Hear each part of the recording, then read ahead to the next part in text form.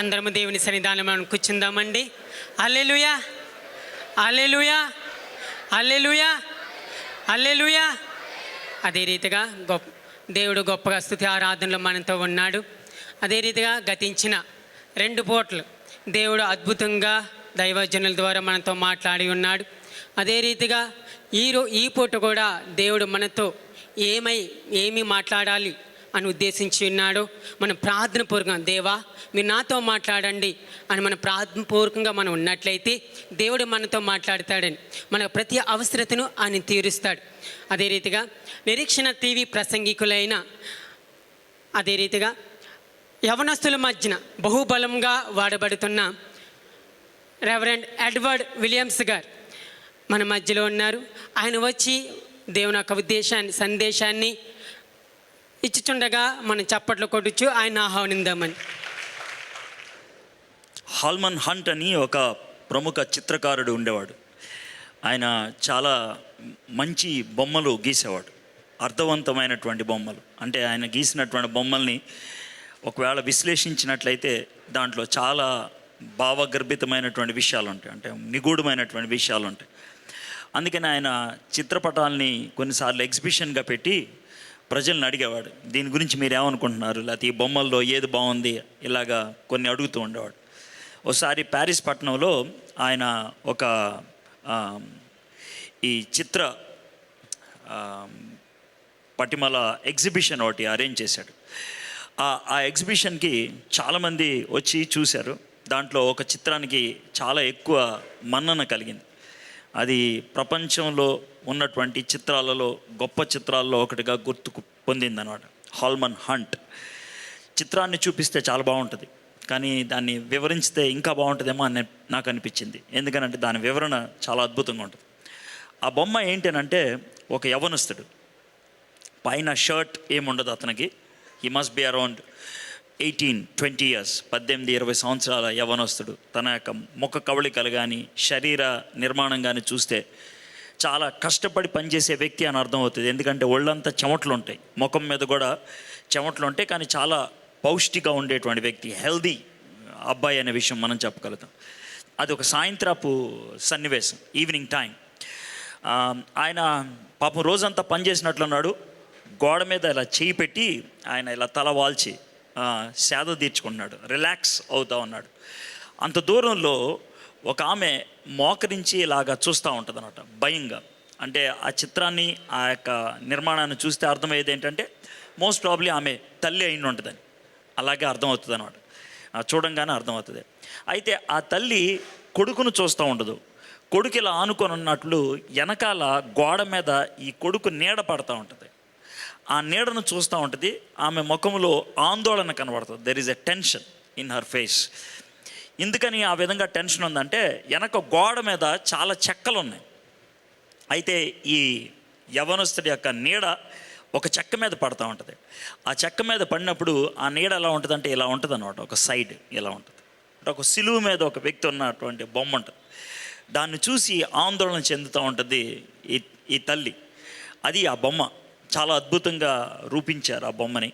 అయితే కింద Holman hunt ఇంకొక మాట కూడా రాస్తాడు. ఏమనంటే ఆయన బాల్యము నుంచి కూడా ఎన్నడూ తన గురిని తప్పిపోలేదు.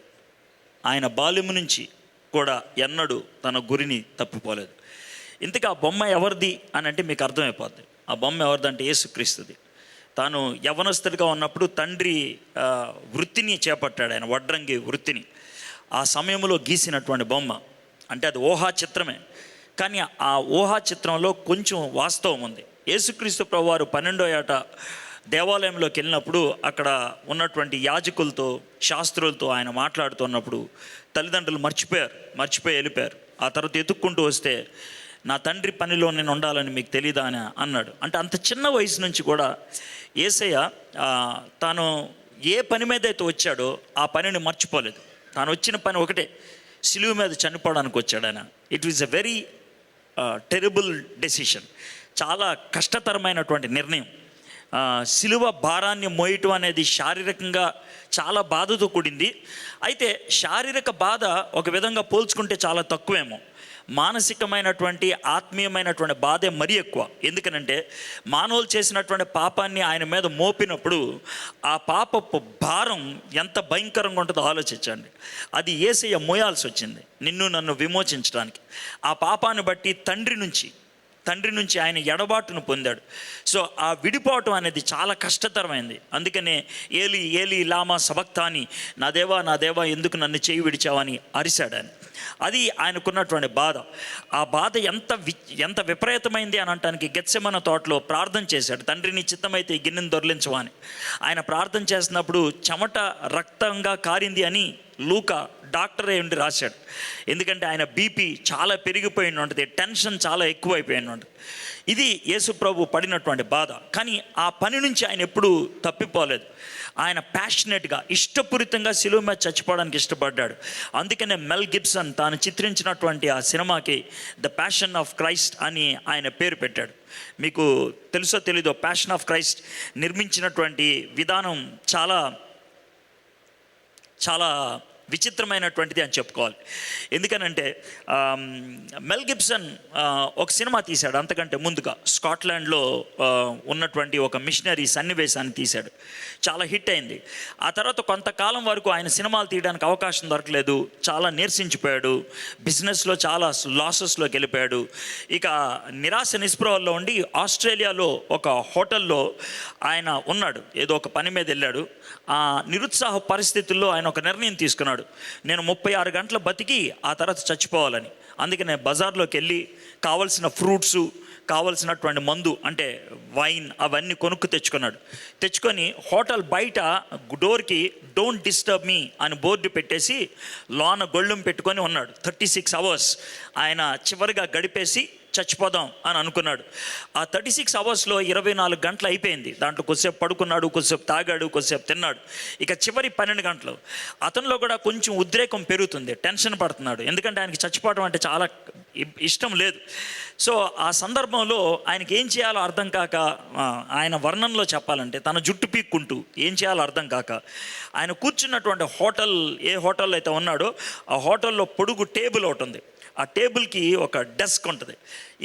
ఏమి తొయ్యక ఇలా డెస్క్ తీస్తే లోన పచ్చగా ఒక పుస్తకం కనబడింది. ఆ పుస్తకాన్ని తీసి ఆయన నిస్సహాయంగా, అంటే పెద్ద ఇంట్రెస్ట్ ఏం లేదు, ఇలా తెరిచాడు. పుస్తకాన్ని తెరిచి కొన్ని మాటలు చదవడం మొదలుపెట్టాడు. ఇంట్రెస్ట్ కలిగింది. ఆ తర్వాత ముందుకు వంగి చదవడం మొదలుపెట్టాడు. తన మాటల్లో చెప్పాలంటే ఆ పుస్తకం చదవటం తర్వాత 60 నిమిషాల దాకా ఆపలేదు.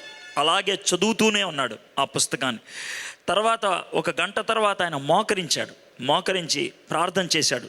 ఆ తర్వాత ఆ పుస్తకంలో ఒక చిన్న పుస్తకం ఉన్నది, దాన్ని పూర్తిగా చదివేసి ఆ రోజు ఒక నిర్ణయం తీసుకున్నాడు. నేను చావను, నేను బ్రతికే ఉంటాను.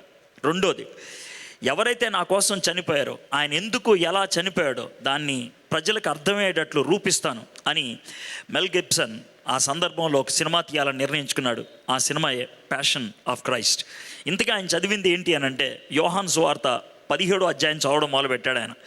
ఆ విధంగా చదువుకుంటూ ఆయన 21వ అధ్యాయం దాకా చదివి లాభం లేదండి. మళ్ళీ యోహాను సువార్త మొదటి నుంచి 21వ అధ్యాయం దాకా చదివి ఆయన నిర్ణయించుకుంది ఏంటంటే యేసుక్రీస్తు ప్రభువారు పడినటువంటి బాధల్లో అతి తీవ్రమైనటువంటి బాధ చివరి 8 గంటల్లో ఎక్కువగా బాధపడ్డాడు. దాన్ని చూపించాలి అని ప్యాషన్ ఆఫ్ జీసస్ క్రైస్ట్లో గెత్సెమనే తోటతో ఆరంభమై శిలువ మరణంతో అంతం అవటం అనేది చూపించాడు. అది మెల్ గిబ్సన్. అయితే ఇది మీకు ఎందుకు వర్ణిస్తున్నానంటే Jesus Christ never missed his purpose. ఆయన యొక్క గురి ఎప్పుడు తప్పిపోలేదు.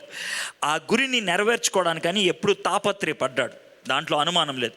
యేసుక్రీస్తు ప్రభువారు తన శిష్యుల్ని ఏర్పరచుకున్నాక 1 సంవత్సరం పాటు వాళ్ళతో తిరిగిన తర్వాత ఒకసారి అడుగుతాడు, ఏమనంటే నా శిష్యులు ఆయన శిష్యులను పిలిచి నా గురించి ప్రజలు ఏమనుకుంటున్నారో కాస్త చెప్పవా అని అడిగితే ఒక్కొక్కళ్ళు ఒక విధంగా చెప్పడం మొదలుపెట్టారు. ఇలా అనుకుంటున్నారండి అన్న. సో అన్నిటికి విన్నాడు.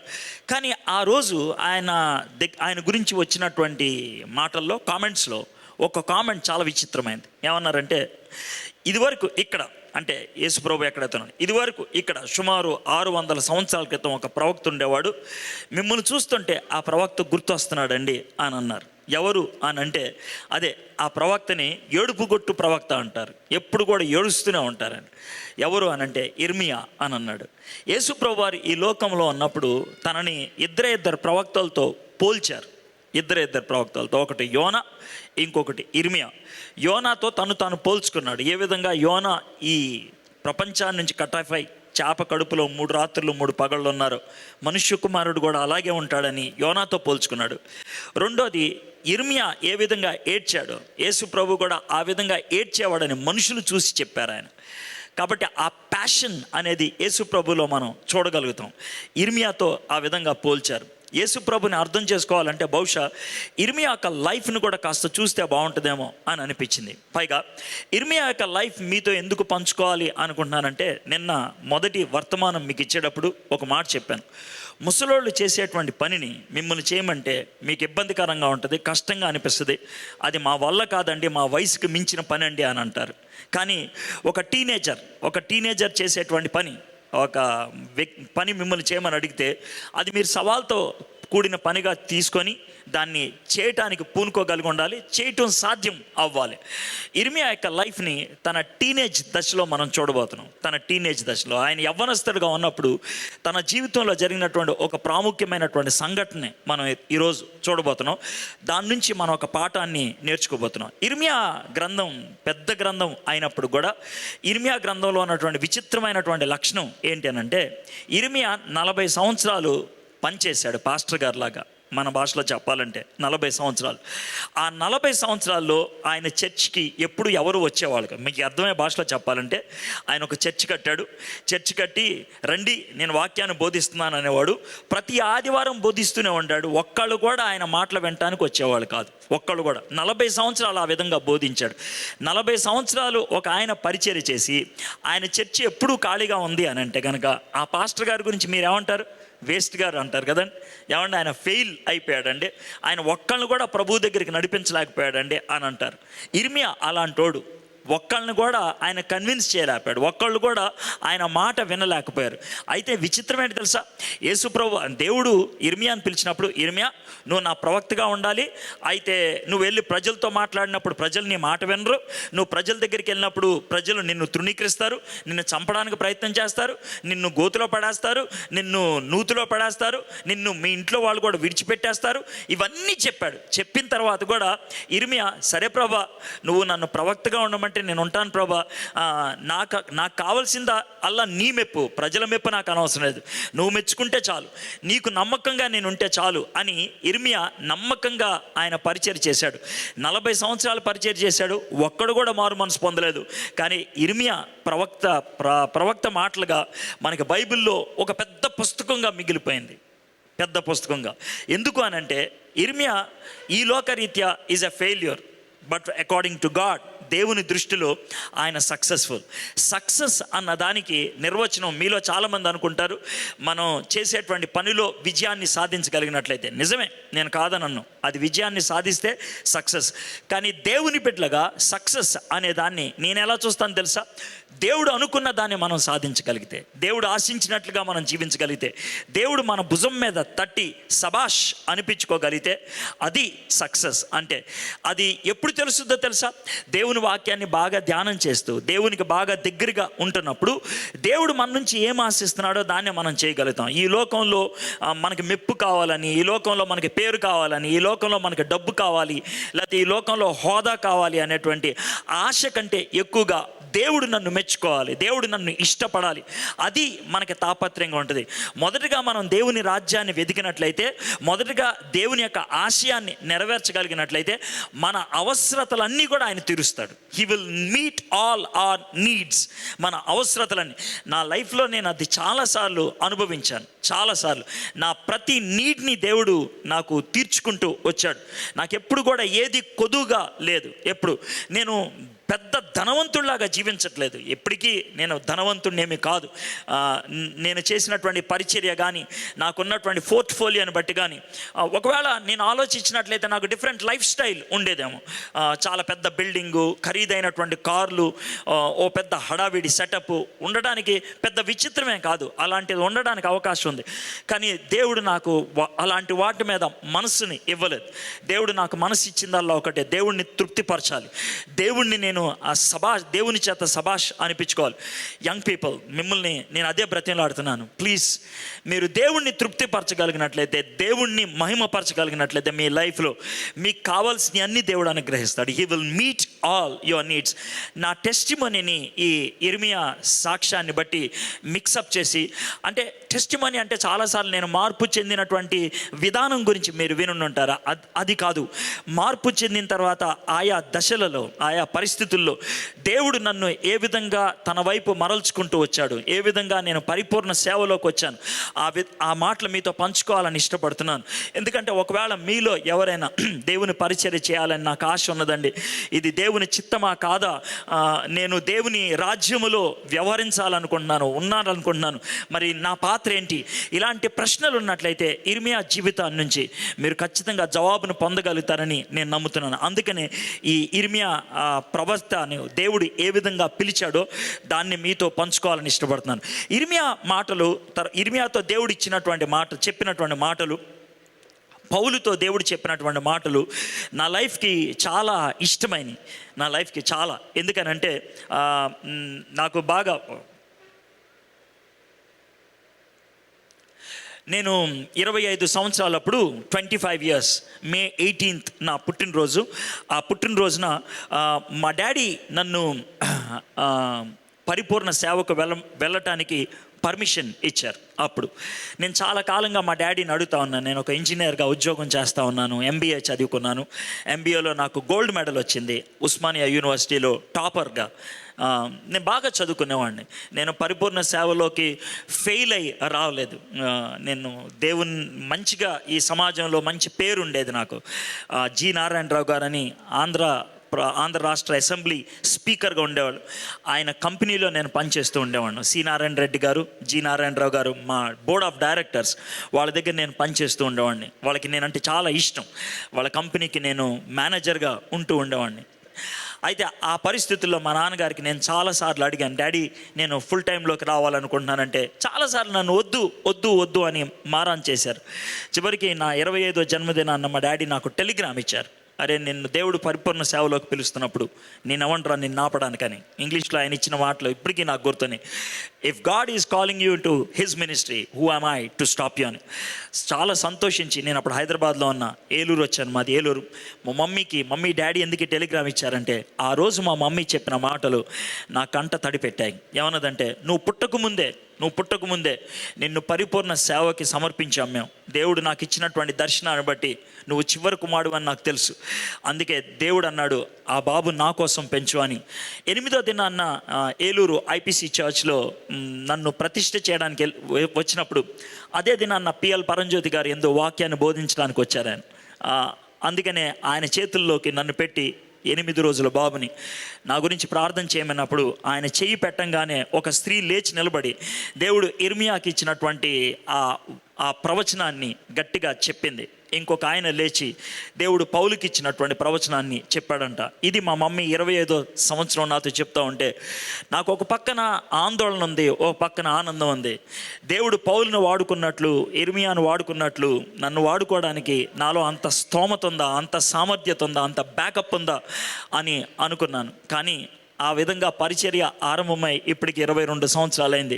ఈరోజు నేను సంతోషంగా వెనక్కి తిరిగి చెప్పగలను, దేవుడు పౌల్ని ఏ విధంగా వాడుకున్నాడో నన్ను కూడా ఆ విధంగా వాడుకుంటున్నాడని. దేవుడు ఇర్మియాకి ఎటువంటి పరిస్థితులు కల్పించాడో దేవుడు నాకు కూడా అటువంటి పరిస్థితిని కల్పించాడని. సో బేసిక్గా నా లైఫ్ని మీతో షేర్ చేసుకోవాలని ఇష్టపడుతున్నాను, ఒక సజీవ సాక్షిగా మీ ముందు ఉండాలని.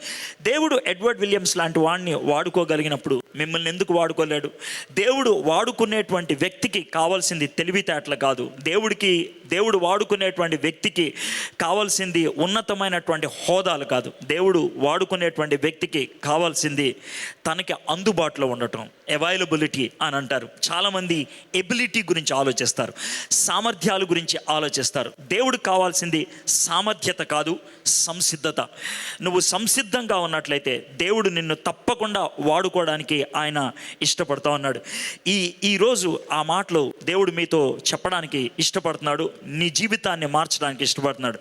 సరే, ఇర్మియా నీ దేవుడు ఏ పరిస్థితుల్లో పిలుచుకున్నాడు అన్నదానికి కొంచెం బ్యాక్గ్రౌండ్, ఒక స్టోరీ లాగా మీకు చెప్పిన తర్వాత ఆ ఇర్మియా తొలి 10 వచనాలని మనం ఈరోజు ధ్యానం చేసుకోబోతున్నాం. ఇర్మియా మీకు తెలిసినట్లుగా మనం ఒకవేళ ప్రవక్తల జీవితాలను మనం చూడగలిగినట్లయితే, కొంతమంది ప్రవక్తలు వాళ్ళ యొక్క ప్లేస్మెంట్ అంటే చరిత్రలో వాళ్ళకున్నటువంటి ప్లేస్ చాలా కీలకమైనదిగా మనకు కనబడుతూ ఉంటుంది. మనకున్నటువంటి నలుగురు ప్రాముఖ్యమైనటువంటి ప్రవక్తల్లో మొదటి వ్యక్తి యెషయా, రెండో ఆయన ఇర్మియా, మూడో ఆయన ఎజికేలు, నాలుగో ఆయన దానియేలు. ఈ నలుగురు వాళ్ళ ప్లేస్మెంట్స్ చాలా అద్భుతంగా ఉంటుంది అనమాట. యెషయా అనేటువంటి వ్యక్తి క్రీస్తు పూర్వం 700 ఆ ప్రాంతంలో ఉండేవాడు. క్రీస్తు పూర్వం 700 ఆ ప్రాంతంలో యెషయా అంతా కూడా ఇశ్రాయేలీల్ని హెచ్చరిస్తూ ఉన్నాడు. ఏమనంటే, మీరు బాగా పాపం చేస్తున్నారు, మీరు కనుక పాపం కనుక ఇదే విధంగా కొనసాగించుకుంటూ వెళ్ళినట్లయితే దేవుడు శత్రువులను పంపిస్తాడు, ఉత్తరాన్ని నుంచి శత్రువులు వస్తాడు, వచ్చి ఆయన మిమ్మల్ని నాశనం చేస్తాడని క్రీస్తు పూర్వం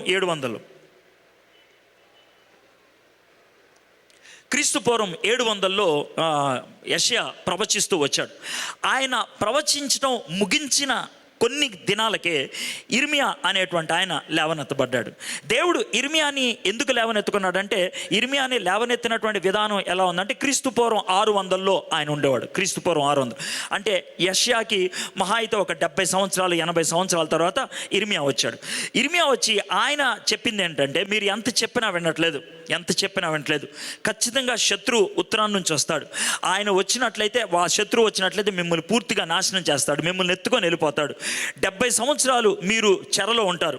70 సంవత్సరాలు మీరు చెరలో ఉంటారన్నప్పుడు ఆయన ఒక విధంగా వాగ్దానాన్ని ఇస్తా ఉన్నాడు. ఏమనంటే, you will come back after 70 years అని. సో ఆ విధంగా క్రీస్తు పూర్వం 584 వరకు, కరెక్ట్గా డేట్ చెప్పాలండి, క్రీస్తు పూర్వం 584 వరకు ఇర్మియా ప్రవచిస్తూ ఉన్నాడు. ఎందుకని అంత ఖచ్చితంగా డేట్ చెప్తున్నానంటే, ఆ డేట్న ఇశ్రాయేలీని అంటే యూదుల్ని నెబుకద్నెజర్ అనేటువంటి వాడు చెరలోకి తీసుకెళ్ళిపోయాడు. సో ఇది రెండో రకమైనటువంటి ప్రవక్త. అంటే చెరకి ఒక 70 సంవత్సరాల ముందున్నాడు యెషయా, చెరలోకి వెళ్ళేదాకా ఉన్నాడు ఇర్మియా, చెరలోకి వెళ్ళిన తర్వాత కూడా ఉన్నాడు ఎజికేల్. చెరలోకి వెళ్ళిపోయిన తర్వాత అంటే చెరలోకి వెళ్ళకముందు, అంటే వాళ్ళని చెర అంటే మీరు వేరే అనుకోవద్దు, నెబుకద్నెజర్ అనేటువంటి రాజు వచ్చి ఇశ్రాయేలుని ఎత్తుకొని వెళ్ళిపోయాడు కదా, దాన్ని చెర అంటారు, ఎక్సైల్ అంటారు. ఆ చెరలోకి వెళ్తున్నప్పుడు వాళ్ళతో పాటు వెళ్ళిపోయినటువంటి ప్రవక్తల్లో ఒక ఆయన ఎజికేల్. ఆ ఎజికేల్ అనేటువంటి ప్రవక్త చెరలోకి వెళ్ళిన తర్వాత కూడా దేవుడు అతని ద్వారా ప్రవచనం ఇచ్చాడు. మీకు బాగా తెలిసినటువంటి ప్రవచనం ఏంటి తెలుసా? ఆయన సమాధుల్లోకి వెళ్తాడు, వ్యాలీలోకి వెళ్తాడు, అక్కడికి వెళ్తే అన్ని ఎముకలు ఉంటాయి, ఎండిన ఎముకలు. ఆ ఎముకలకి ఆయన ప్రవచించమంటాడు. అప్పుడు ఆ ఎముకలు లేచి మనుషులుగా ప్రవర్తించడం అనేది చూస్తాం. ఆ దర్శనాన్ని దేవుడు ఎజికేల్కి ఎందుకు ఇచ్చాడంటే, మీరు ఇప్పుడు ఎండిపోయారు, మీరు ఇప్పుడు చచ్చిపోయారు, మీరు ఎందుకు పనికిరానుగా ఉన్నారు, అయితే మీలోంచి నేను మళ్ళీ తిరిగి సామ్రాజ్యాన్ని స్థాపిస్తానని ఎజికేల్ ద్వారా చెప్పుకుంటూ వచ్చాడు. ఇది మూడో రకమైన ప్రవక్త. నాలుగో ప్రవక్త ఎవరంటే దానియేలు. ఈ దానియేలు ఎప్పుడు దాకా ఉన్నాడంటే, చెర మొత్తం 70 సంవత్సరాలు ఉన్నాడు, చెరలోంచి వెనక్కి వచ్చిన 1 సంవత్సరం దాకా ఉన్నాడు. చెరలోంచి వెనక్కి వచ్చిన సంవత్సరం, చెరలోంచి వెనక్కి వచ్చింది 537లో, 70 సంవత్సరాల తర్వాత వాళ్ళు వెనక్కి వచ్చారు. సో ఈ నలుగురు ప్రవక్తలు యెషయా, ఇర్మియా, ఎజికేలు, దానియేలు ఒకళ్ళ తర్వాత ఒకళ్ళు వచ్చి ఇశ్రాయేలీల్ని వాళ్ళని హెచ్చరించుకుంటూ వెళ్ళారు. అయితే ఇర్మియా ఉన్నటువంటి టైం చాలా కీలకమైంది. ఎందుకంటే వాళ్ళు చెరలోకి వెళ్ళక ముందు దేవుడు ఆయన్ని ఏర్పరచుకొని ఆయనతో మాట్లాడాడు. కొంచెం చరిత్ర తెలిస్తే కనుక బైబిల్ చదవటం చాలా అద్భుతంగా ఉంటుంది. ఈరోజు సాయంత్రం నేను చెరలోంచి వెనక్కి వచ్చిన తర్వాత దేవుడు ఉపయోగించుకున్నటువంటి ఒక ప్రవక్త గురించి మాట్లాడతాను. సో దట్ ఆ విధంగా హిస్టరీ అంతా మీకు పూర్తవుద్దని నేను నమ్ముతున్నాను. అంటే ఆ ప్రవక్త నుంచి దేవుడు మనకి నేర్పించేటువంటి పాఠం ఏంటని. విత్ దాట్ ఇంట్రడక్షన్, మీ దగ్గర బైబిల్స్ ఉన్నట్లయితే ఇర్మియా గ్రంథం మొదటి అధ్యాయం మొదటి వచనం నుంచి నేను చదువుతాను. 1, 2, 3 వచనాలు నేను చదువుతున్నాను చూడండి. ఇర్మియా గ్రంథం 1వ అధ్యాయం 1వ వచనం. బెన్యామీను దేశమందలి అనాతోతులో కాపురమన్న యాజకుల్లో ఒకడై హిల్కియా కుమారుడైన ఇర్మియా వాక్యములు. ఆమోను కుమారుడైన హోషియా యూదాకు రాజై ఉండగా అతని ఏలుబడి 13వ సంవత్సరమున యెహోవాకు ఇర్మియాకు ప్రత్యక్షమాయెను. మరియు హోషియా కుమారుడగు యెహోయాకీము యూదాకు రాజై ఉండగాను, ఓషియా కుమారుడకు సిద్కియా యూదాకు రాజై ఉండగాను అతని ఏలుబడి 11వ సంవత్సరాంతం వరకు, అనగా ఆ సంవత్సరమున 5వ నెలలో యెరూషలేము చెరదీసుకొని పోబడి వరకు ఆయన వాక్కు ప్రత్యక్షమగుచు ఉండెను. ఇది ఒక విధంగా హిస్టరీ అని చెప్పుకోవచ్చు. ఇది ఒక హిస్టరీ. ఈ 3 వచనాలు చాలామందికి బోరింగ్గా అనిపించవచ్చు. ఎంత బోరింగ్గా అనిపించినప్పటికీ ఈ 3 వచనాలని అర్థం చేసుకుంటే ఇర్మియాని దేవుడు ఎటువంటి పరిస్థితుల్లో పిలుచుకున్నాడో మనకి అర్థమవుతుంది. ఇశ్రాయేల్ చరిత్ర గురించి చెప్పాలంటే ఇశ్రాయేలీలకు తొలి రాజు సౌలు, రెండో రాజు దావీదు, మూడో రాజు సొలొమోను. ఈ 3 రాజుల తర్వాత గొడవలు వచ్చాయి. గొడవలు వచ్చి మన ఆంధ్ర రాష్ట్రం ఎలాగ విడిపోయిందో, విడిపోతుందో లేకపోతే విడిపోవడానికి ప్రయత్నాలు చేస్తున్నారు, అప్పుడు కూడా అలాగే గొడవలు వచ్చి విడిపోయారు. విడిపోయి ఒక దేశాన్నేమో ఇశ్రాయేల్ దేశం అన్నారు, ఇంకొక దేశాన్నేమో యోధా దేశం అన్నారు. 2 ముక్కలు అయిపోయాయి. అయితే ఇశ్రాయేల్ దేశం అనేది ఒక 160-170 సంవత్సరాల తర్వాత అస్సీరియా అనేటువంటి రాజ్యం వచ్చి వాళ్ళని పూర్తిగా నాశనం చేసి వాళ్ళు చరిత్రలో లేకుండా చేసేశారు. ఇది క్రీస్తు పూర్వం 720లో జరిగింది. అయితే యోధా అనేది మాత్రం చిన్న దేశం. ఆ దేశం మాత్రం అలాగ కొంతకాలం కొనసాగుతోంది. ఆ దేశాన్ని కొంతమంది మంచి రాజులు పరిపాలించారు, కొంతమంది చాలా చెడ్డ రాజులు పరిపాలించారు. ఒకవేళ యోధా దేశాన్ని పరిపాలించినటువంటి రాజుల్లో అతి చెడ్డవాడు ఎవరు అని కనుక మనం అడిగినట్లయితే ఎటువంటి అనుమానం లేకుండా అతి ఎక్కువ ఓట్లు ఎవరికి వస్తాయి అంటే మనష్య అనేవాడికి వస్తాయి. మనష్య అనేటువంటి రాజు చాలా చెడ్డోడు. 53 సంవత్సరాలు యోధా దేశాన్ని పరిపాలించాడు. మరి దేవుడు ఎందుకని అంత ఆయుష్నిచ్చాడో తెలియదు. మేబీ దేవుడు ఆశించుని ఉంటాడు ఈ మన మనష్యే మారతాడేమో అని. ఎంతకీ మారలేదు. మనష్యే 53 ఏళ్ళు అప్పుడు చచ్చిపోయాడు. మనష్యే పరిపాలిస్తున్నటువంటి దినాల్లో యోధా దేశంలో పాపం భయంకరంగా తాడడం మాడుతుంది. చాలా ఎంత ఘోరంగా అంటే ఆయన దేవతలను పూజ చేయడం మొదలుపెట్టాడు. చాలామంది ఏం చేస్తారంటే చర్చికి రావచ్చు, చర్చ్ అయిపోయిన తర్వాత అలా వెళ్ళి మసీదుకి వెళ్ళి ప్రార్థన చేసుకోవచ్చు, లేకపోతే ఇంకో దేవాలయంకి వెళ్ళి ప్రార్థన చేసుకోవచ్చు. అలాంటి చేసుకోవచ్చు అంటే పర్మిట్ చేస్తున్నాను కాదు, అలా చేసేవాళ్ళు చాలామంది ఉన్నారు. రాజకీయవేత్తలు కానీ చాలామంది అలా చేసేవాళ్ళు ఉన్నారు. కానీ ఈయన అలా చేయలేదు. ఏం చేశాడంటే ఇప్పుడు చూడండి, ఇది చర్చ్ కాబట్టి ఇక్కడ సిలువ ఉన్నది. మీరు ప్రతి ఆదివారం ఇక్కడ రాగానే ఈ చెక్కతో ఉన్నటువంటి సిలువను చూస్తారు. ఎవరైనా దీంట్లోకి రాగానే ఈ సిలువను చూడంగానే మీకు అర్థమవుద్ది ఇది ఒక చర్చ్ అని. ఎవరు చెప్పక్కర్లేదు ఇది చర్చ్ అని. అయితే ఉన్నట్లుండి ఆలోచించండి, ఒక ఆదివారం మీరు ఇక్కడికి వచ్చారు, వచ్చినప్పుడు ఇక్కడ సిలువ లేకుండా ఓం గుర్తుంది అనుకోండి, ఎలా ఉంటుందో ఆలోచించండి. లేకపోతే అక్కడ ఒక పెద్ద శివలింగం ఉందనుకోండి, ఎలా ఉంటుందో ఆలోచించండి. మనష్యే ఆ పని చేశాడు.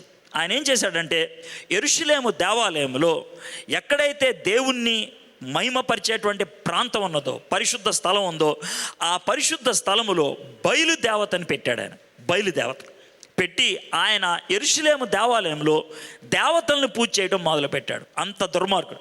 ఇంకంతకంటే దుర్మార్గం చెప్పమంటారా? అతను కొడుకున్నాడే, కొడుకుని ఒకసారి పూజ చేద్దాం రా అని చెప్పి దేవాలయంలోకి తీసుకొచ్చి కొడుకు ఆ దేవాలయం దగ్గరకు వస్తూ ఉన్నప్పుడు వెనక నుంచి కొడుకుని పొడి చేసి ఆ రక్తాన్ని తీసుకెళ్ళి బయలుదేవతకి అర్పించాడు. అంత దుర్మార్గుడు అనమాట మనష్యే. ఆయన అంత దుర్మార్గపు జీవితాన్ని జీవిస్తూ ఉన్నప్పుడు, ఆ పాపం చాలా పేటరేగిపోతున్నప్పుడు కొంతమంది నీతిమంతులు ఉంటారు కదా, వాళ్ళలో మాత్రం ప్రశ్న మిగిలిపోయింది. దేవా, ఏంటి ఇంత పాపం పేటరైపోతుంది, ఏంటి మమ్మల్ని పట్టించుకోవా అని అనుకున్న సందర్భంలో ఆ టైంలో 2 కుర్రోళ్ళు పుట్టారు, 2 బాబులు పుట్టారు. ఒక ఆయన పేరు ఓషియా, ఇంకొక ఆయన పేరు ఇర్మియా. వీళ్ళిద్దరూ 1 సంవత్సరం గ్యాప్లో పుట్టారు, జస్ట్ 1 ఇయర్ గ్యాప్లో. 648లో బహుశా ఇర్మియా పుట్టిండుంటాడు, 649లో ఓషియా పుట్టిండుంటాడు. 1 సంవత్సరం పెద్దోడు ఓషియా. వీళ్ళిద్దరూ పుట్టారు. ఎవరు? మనష్యే రాజుగా ఉన్నప్పుడు. మనష్యే 642లో చచ్చిపోయాడు. మనష్యే 642లో చనిపోయినప్పుడు వాళ్ళ కొడుకు అమ్మోను ఆయన రాజయ్యాడు. ఆయన రాజైనప్పుడు వాళ్ళ నాన్నగారి దగ్గర నుంచి నేర్చుకున్న పాఠాలేమో వాడు అంతకంటే దరిద్రంగా జీవించేవాడు, అంతకంటే చెడ్డగా జీవించేవాడు. అలాంటి చెడ్డ జీవితాన్ని జీవిస్తున్నప్పుడు వాళ్ళ రాజ్యంలో ఉన్న వాళ్ళే ఆ అమ్మోను అనేటువంటి ఆయన్ని చంపేశారు. 2 ఏళ్ళు మాత్రమే పరిపాలించాడు. కాబట్టి 640లో ఇక అమ్మోను కుమారుడైనటువంటి ఓషియాని రాజుగా చేశారు. అప్పుడు అతని వయసు 8 సంవత్సరాలు మాత్రమే. 8 సంవత్సరాలు అంటే 3వ క్లాస్ చదువుతున్న బాబు. 3వ క్లాస్ చదువుతున్న బాబుని రాజుగా కూర్చోపెట్టారు.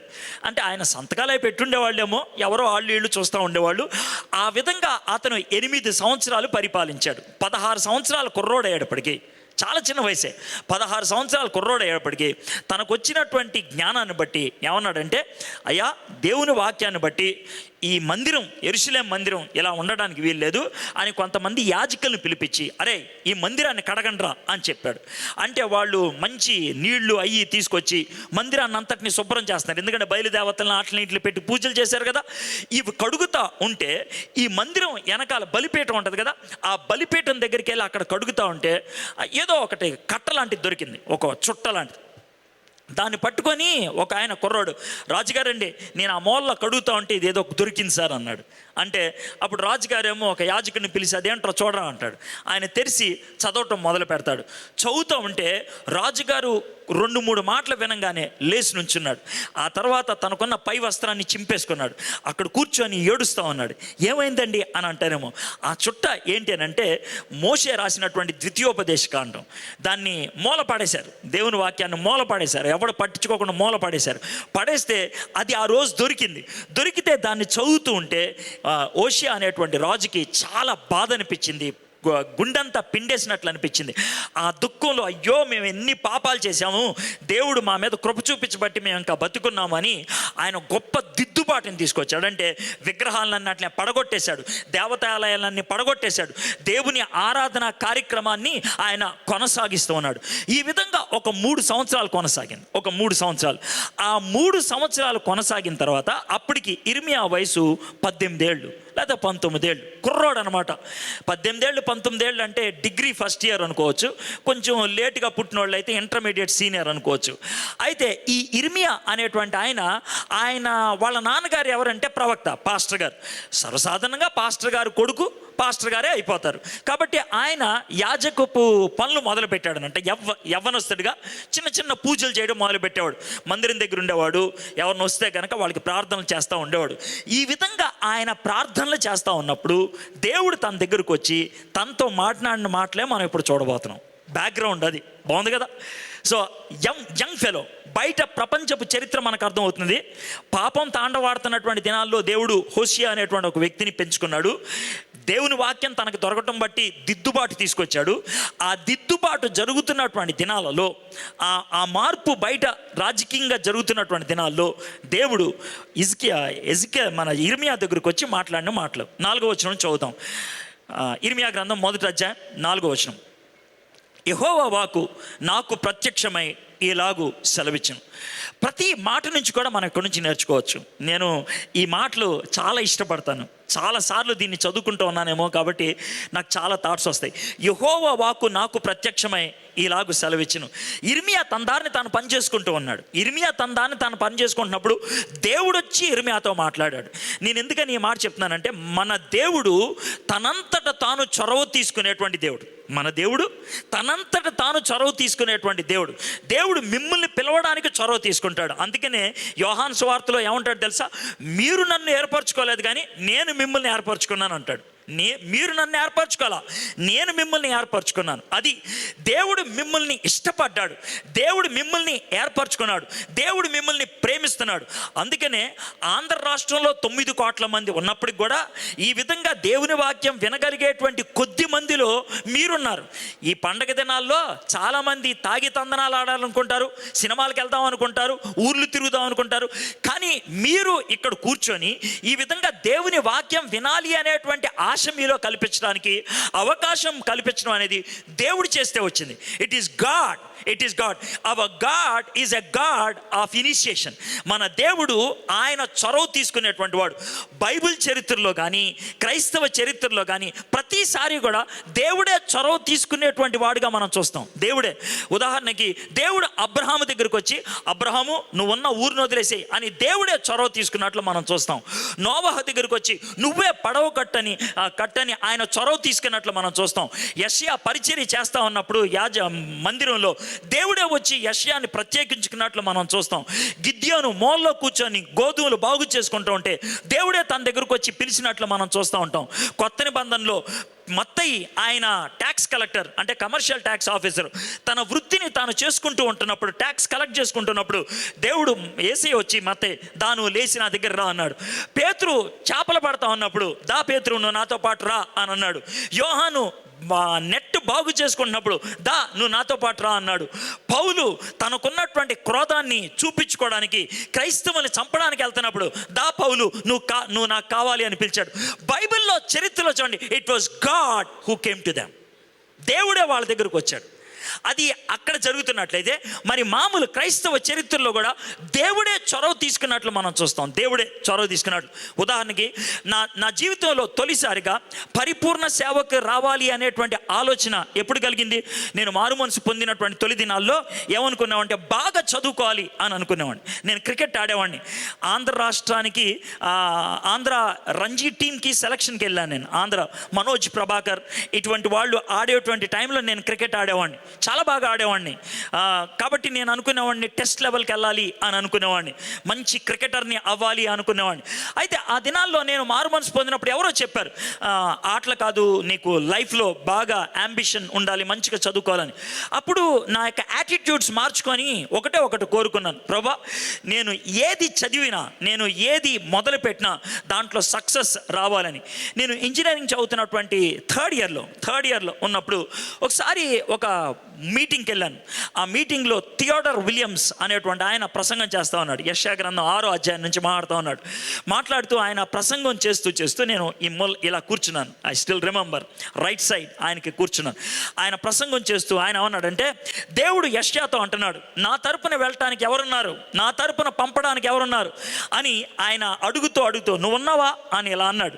అది చాలా షాకింగ్గా అనిపించింది, నాకు చాలా షాకింగ్గా అనిపించింది.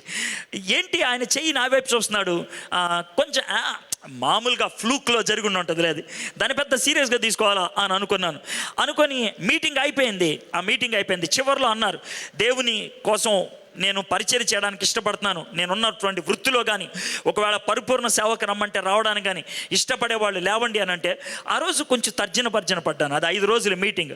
కానీ చివరి రోజుకి వచ్చేటప్పటికి నేను ఇంకా ఉండలేకపోయాను, లేచి నిలబడ్డాను. ప్రభా నువ్వు నన్ను పరిపూర్ణ సేవకు పిలుస్తున్నట్లయితే నేను వస్తానని. అది నా మొదటిసారి మా మమ్మీ డాడీకి చెప్పాను. థర్డ్ ఇయర్ ఇంజనీరింగ్ చదువుతున్నప్పుడు, మమ్మీ నేను పరిపూర్ణ సేవకు వస్తానంటే మంచిదిరా, అయితే ఇప్పుడు కాదు, నువ్వు ఇంజనీరింగ్ పూర్తి చేయి అని మా మమ్మీ పౌలు గురించి పెద్ద సుత్తి చెప్పింది. పౌలు డేరాలు కుట్టుకునేవాడురా, ఆయన ఎప్పుడు కూడా ప్రజల్ని ఆశించలేదు, తన కష్టార్జితంతో తాను పరిచయం చేశాడు. నువ్వు అలా చేయాలరా, ప్రజల దగ్గరికి వెళ్ళి అడుక్కోవడం నాకు ఇష్టం లేదు అని అంటే, సరే మమ్మీ అనుకున్నా.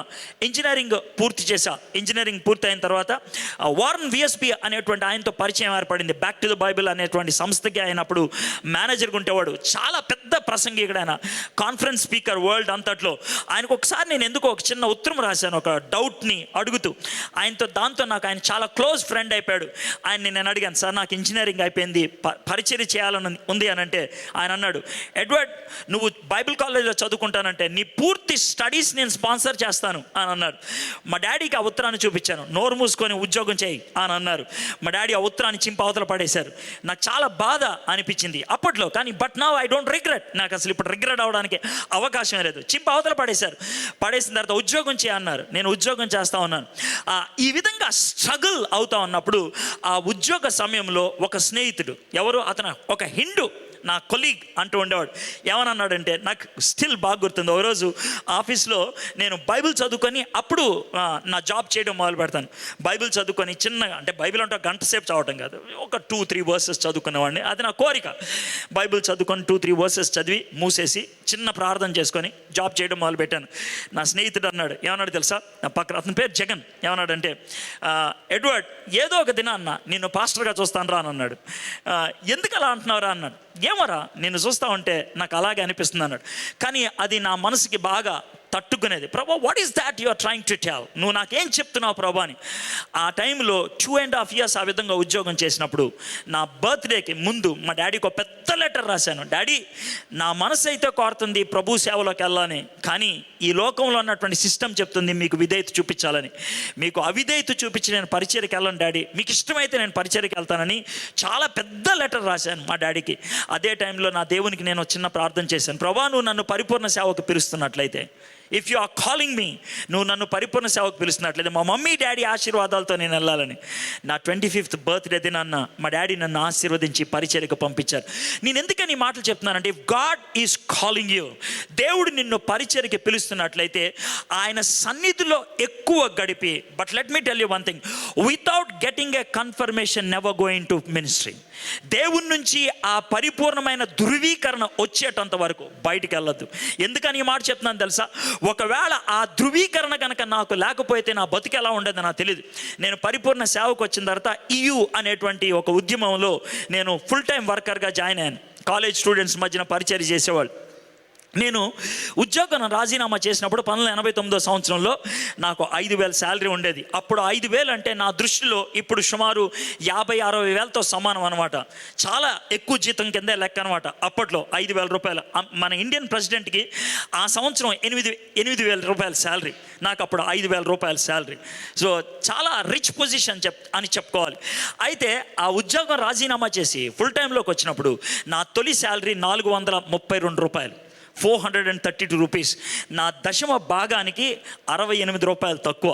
నా మొదటి శాలరీ తీసుకొని పరిపూర్ణ సేవకుడిగా ఆ అమౌంట్ని చేతిలో పెట్టుకొని, దేవా దశమ భాగం కంటే కొంచెం తక్కువ ఇచ్చావు ప్రభా అని అన్నాను.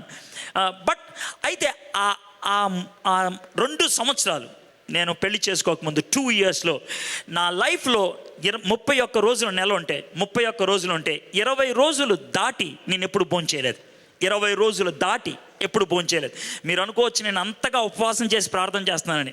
మీరు అంత గొప్పగా నా గురించి ఆలోచించక్కర్లేదు. అంతగా ఎందుకు తక్కువ తినేవాడిని అంటే, డబ్బులుండే కావు తినటానికి. ఐ స్టిల్ రిమెంబర్, ఒకసారి నాకు బాగా ఆకలేస్తుంది, 2 రోజులు ఏమీ తినలేదు, నీళ్లు తాగుతా ఉన్నాను. ఐ వాజ్ సో హంగ్రీ, చాలా ఆకలేస్తుంది. రాత్రి 11 అట్లయింది. సికింద్రాబాద్ YMCAలో రూమ్లో ఉండేవాడిని. నేను సికింద్రాబాద్లో పరిచర్య చేస్తూ ఉండేవాడిని కాలేజ్ స్టూడెంట్స్ మధ్యన. 11 గంటలకి నా సూట్ కేసు అంతా ఏరితే 25 పైసలు దొరికింది, 25 పైసలు దొరికినాయి. ఆ 25 పైసలు పట్టుకొని సికింద్రాబాద్ YMCA బయటికి వెళ్ళాను. వెళ్తే అక్కడ అరటిపళ్ళు అమ్ముకునేవాడు ఉన్నాడు. వాడి దగ్గరికి వెళ్ళి అరటిపళ్ళు ఎంత అన్న, ఆ డజన్ల రేట్లు అయ్యి చెప్తున్నాడు. నాకు కావాల్సిందల్లా ఒక అరటిపండు. చివరికి ఓ మూలలో ఉన్నటువంటి అరటిపండు చూపించి ఇది ఎంత అన్న, 40 పైసలు అన్నాడు. అని అంటే ఈ పావులా చూపించి ఇది నాకు ఇవ్వ అని అన్నా, పా అవతలకి అని అన్నాడు. నాకు చాలా గుర్తుంది, ఎందుకంటే నేను రూమ్లోంచి వచ్చాను, నిక్కరేసుకొని ఉన్నాను. వాడు నా గురించి ఏమనుకున్నాడేమో తెలియదు, పా అవతలకని అన్నాడు. మళ్ళీ అదే పావులా తీసుకొని రూమ్లోకి వెళ్ళి కూర్చొని మంచినీళ్ళు తాగి ఏడ్చాను నేను. ప్రభా ఏంటి ప్రభా ఇలాంటి పరిస్థితి అని. బట్ నేను చాలా క్లియర్గా చెప్పగలను, దేవుడు నన్ను పిలిచాడు అనేటువంటి ఆ ఆలోచనగా లేకపోయినట్లయితే I would have left on that day. ఆ దినాన్ని విడిచిపెట్టుండేవాడిని. ఈరోజు లక్షల మందికి, కోట్ల మందికి సువార్త బోధించేటువంటి ఈ ఉన్నత స్థాయికి నన్ను ఎందుకు తీసుకొచ్చాడు అంటే, I was faithful to him. నేను నమ్మకంగా ఉన్నాను. నన్ను పిలిచినటువంటి దేవుడు నన్ను విడవడు. నన్ను పిలిచినటువంటి దేవుడు నన్ను రకరకాల పాఠశాల గుండి బానిచ్చాడు. He allowed me go through all kinds of sufferings. But let me tell you one thing, ultimately success belongs to God, దేవునికి చెందింది. My friends, I'm just sharing my heart. ఇక్కడున్నటువంటి అనేక మంది యవనస్తులు అలాంటి స్థితిలోకి రావాలని నా ఆశ. ఒక్క ఇర్మియా అనే దేవుడు యూదా సామ్రాజ్యానికి వాడగలిగినట్లయితే, నాలాగా నువ్వు జీవించగలిగినట్లయితే ఈ ఆంధ్ర రాష్ట్ర పరిస్థితి, భారతదేశ పరిస్థితి ఇలా ఉండదు. God is looking for faithful people. Why can't you be that? అది నువ్వు ఎందుకు కాకూడదు? ఆ రోజు అనాతోతులో కాపురం ఉన్నటువంటి ఇర్మియా దగ్గరికి దేవుడు వచ్చాడు. ఈరోజు అమలాపురంలో ఉన్నటువంటి నీ దగ్గరికి దేవుడు వచ్చాడని ఎందుకు అనుకోకూడదు? Why don't you think God's word is coming to you? దేవుడు నీతో మాట్లాడుతున్నాడని ఎందుకు నువ్వు అనుకోకూడదు? యెహోవా వాక్కు నాకు ప్రత్యక్షమై ఇలాగు సెలవిచ్చెను. 5వ వచనం చూడండి. గర్భములో నేను నిన్ను రూపింపక మునిపే నిన్నెరిగి తిని, నీవు గర్భము నుండి బయలుపడక మునిపే నేను నిన్ను ప్రతిష్ఠించి తిని, జనములకు ప్రవక్తగా నిన్ను నియమించి తిని. దేవుడు ఎంత స్పష్టంగా ఇర్మియాతో ఈ మాటలు మాట్లాడుతున్నాడు. దేవుడు ఇర్మియాతో మాట్లాడే మాటలు ఏంటి తెలుసా? దేవుడు ఇర్మియా యొక్క ప్రొఫైల్ని దేవుడే ఇస్తున్నాడు. ఎక్కడైనా ఉద్యోగానికి అప్లై చేయాలంటే మనము బయోడేటా ఇవ్వాలి, కానీ ఉద్యోగం ఇచ్చేటువంటి దేవుడు బయోడేటా చెప్తున్నాడు. మన బయోడేటా ఎప్పుడుతో స్టార్ట్ అవుతుంది తెలుసా? మన పేరు, మన జన్మదినం, మా నాన్నగారి పేరు. కానీ ఈయన బయోడేటా జన్మదినానికి ముందుకెళ్ళిపోయింది. ఏమన్నాడు తెలుసా? గర్భములో నేను నిన్ను రూపింపక మునిపే నిన్ను ఎరిగితిని. హలో, నీ బయోడేటా నాకు అవసరం లేదు, నీ అప్లికేషన్ నాకు అవసరం లేదు, నీ డిస్క్రిప్షన్ నాకు అవసరం లేదు, నీ గురించి వివరణ నాకు అవసరం లేదు. ఎందుకో తెలుసా? మీ అమ్మ కడుపులో నువ్వు ఒక పిండముగా ఉన్నప్పుడు నువ్వేంటో నాకు తెలుసు, నువ్వెవరువో నాకు తెలుసు. ఐ నో యూ, నువ్వు నాకెవరో తెలుసు. దీన్ని ఎలా వర్ణిస్తానో తెలుసా? మీరు ఒకవేళ పెయింటర్ అనుకోండి, మీకు ఒక కాగితం ఇచ్చాను, ఆ కాగితం మీద బొమ్మ గీయమని అడిగాను. I think there is a competition here, if I'm right, clear? ఏదో some Photoshop competition, I'm right? No, same competition గురించి ఆలోచించండి. మీకు ఒక పేపర్ ఇచ్చి ఏదైనా బొమ్మ గీయమంటారు, మీరే బొమ్మ గీసేవాళ్ళు అనుకుందాం. పేపర్ మీద మీరు గీసే బొమ్మ పడకముందు ఆ బొమ్మ ఎక్కడ ఉంటుందో చెప్పండి? ఎక్కడ ఉంటుంది? మీ బ్రెయిన్లో ఉంటుంది. am I clear? అంటే ఆ బొమ్మ నిజ రూపంలోకి రాకముందు ఎవరికి తెలుసు? మీకు తెలుసు, అవును కదా? మీరు ఏ బొమ్మ గీస్తున్నారో మీకే తెలుసు, ఇంకెవరికి తెలియదు. దాన్ని ఊహించుకోండి. మన తల్లి గర్భంలో దేవుడు మనల్ని రూపించక ముంపు, అంటే మనం ఇంకా రూపకల్పనలోకి రాలేదు, మన నిజ రూపం దాల్చలేదు. అది ఎవరికి తెలుసు మనం ఎలా ఉంటామో? దేవుడికి తెలుసు. That's what God is telling. నేను ఎందుకని ఈ మాటలు మీకు చెప్తున్నానంటే, ఇప్పుడు మీకున్న శరీర నిర్మాణం ఉందే, మీకున్న కలరే కానీ, మీకున్న వాయిసే కానీ, మీకున్న టాలెంట్సే కానీ, మీకున్న హెయిరే కానీ, లేకపోతే మీకున్నటువంటి శరీర నిర్మాణమే కానీ, మీకున్నటువంటి కను రెప్పలే కానీ, మీకున్నటువంటి ఏలు ముద్రే కానీ, ఇది ఎవరు మీకు ఇచ్చారు? దేవుడిచ్చాడు. మన ఆధార్ కార్డులో 2 ఉంటాయి. ఆ 2 చాలా ప్రత్యేకమని ప్రపంచంలో ఇంకెవరికి ఉండనాయి. ఏంటనంటే, మన ఐని ఫోటో తీస్తారు, రెండోది మన చేతి ముద్రను తీసుకుంటారు. ఎందుకు తీసుకుంటారో తెలుసా? ఈ ఏలు ముద్ర మనకున్నది.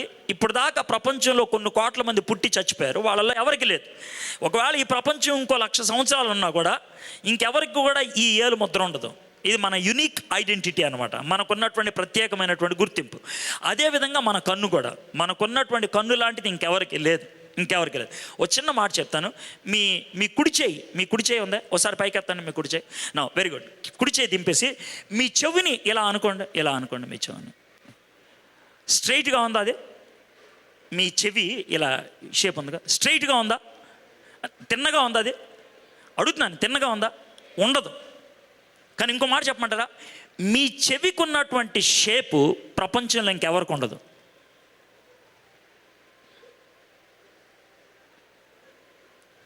నేను సరదాగా చెప్పట్లా, మీ చెవికి ఈ షేప్ ఉందే, అది మీకు ఒక్కళ్ళకే ఉంటుంది.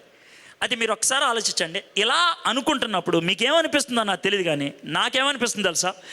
మా అమ్మ కడుపులో నేను ఉన్నప్పుడు ఈ శరీరాన్ని ఈ విధంగా షేప్ చేశాడు నా దేవుడు. నా దేవుడు కుమ్మరి,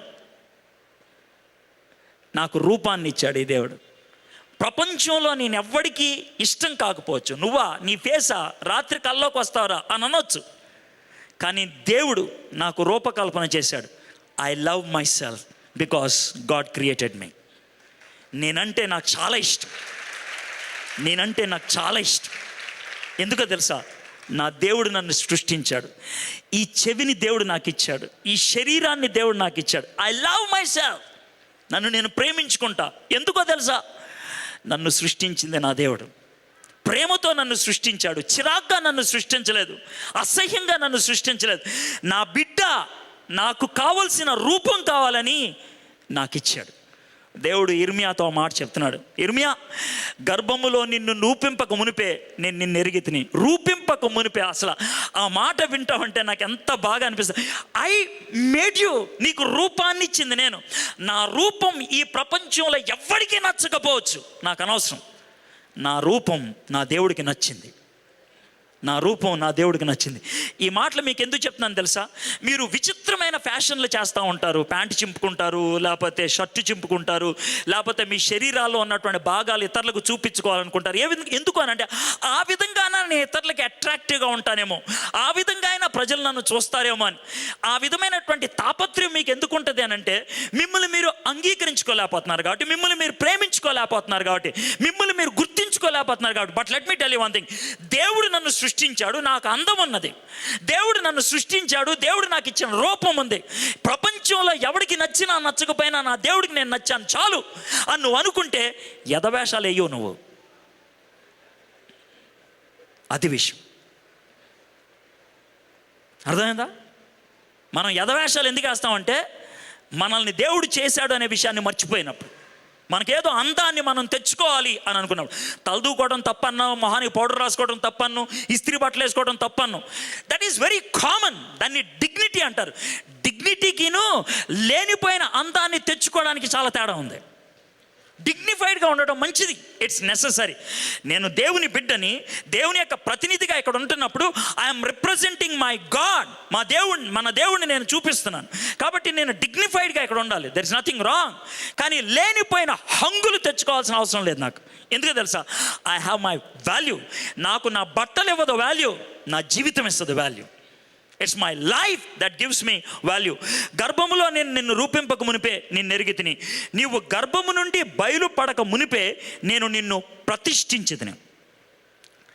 గర్భములోంచి బయటికి రాకముందే నువ్వు ఏం చేయాలో నేను ఊహించాను. తిష్ట అనే మాటకు అర్థం తెలుసా? తిష్ట అనే మాట ఎప్పుడు ఉపయోగిస్తారంటే, మనకిష్టం లేని వాళ్ళు ఎవరన్నా మనకి ఇంటికి వచ్చారనుకోండి, ఏమంటే ఒక రోజు ఉండి వెళ్ళిపోతామని, వాళ్ళు 4 రోజులు ఉన్నారనుకోండి, ఈడేంట్రా బాబు ఇక్కడ తిష్ట వేశాడు అని అంటారు. తిష్ట అంటే మీకు అర్థమైంది కదా? తిష్ట అంటే వాడు వచ్చి సెటిల్ అయిపోయాడని, అంటే సుత్తేస్తున్నాడని, ఐరన్ లెగ్గాడు ఈడు వస్తే వదలరా బాబు, దాన్ని తిష్ట అంటారు. ప్రతిష్ట అని అంటే, నువ్వు పుట్టక ముందే నిన్ను ఎక్కడ కూర్చోబెట్టాలో, నిన్ను ఎక్కడ వాడుకోవాలో, నిన్ను ఎక్కడ ఉపయోగించాలో నేను నిర్ణయించాను. That's amazing. దేవుడు మన జీవితాన్ని ముందుగానే చూశాడు ఎలా ఉండాలో. అయితే ఇప్పుడు మనం చేయగలిగేదల్లా ఒకటే.